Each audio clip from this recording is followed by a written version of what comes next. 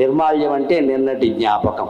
అది పుణ్యమైనా పాపమైనా మంచి అయినా చెడైనా ఏదైనా నిన్నటిదే అయిపోయింది. అది ఇక నువ్వు గుర్తు చేసుకుంటే గుర్తొస్తుంది తప్పితే దాని ప్రయోజనం ఏం లేదండి.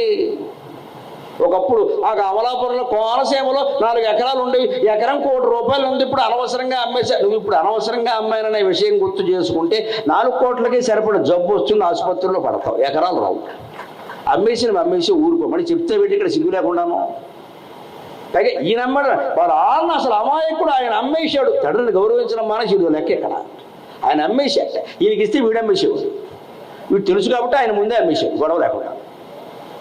వీడికి ఇస్తే వీడు అనవసరంగా సినిమాలు తీస్తాడు, ఎందుకు వచ్చింది నేనే అనుభవించడం మంచిది, ఆయనే అనుభవించాడు.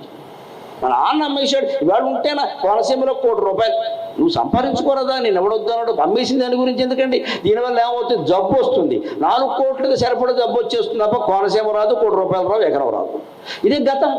మనం ఈ గతాన్ని వదలం, ఎంతసేపు అదే చర్చించుకుంటూ కూర్చుంటాం. లేదు భవిష్యత్తు, ముందు ఏదో జరుగుతుంది దానికోసం ఎప్పటి నుంచి ప్రణాళిక. ఆ ముందు ఏదో జరిగే వరకు మనం ఉంటామా ఇక్కడ? ఏమైనా గ్యారంటీ ఉందా? రేపు పొద్దున ఊపిరి ఆగదని ఎవరికైనా తెలుసా? నిన్న ఉన్నవాడు ఇవాళ ఉన్నాడా? ఇవాళ ఉన్నవాడు రేపు ఉంటాడా?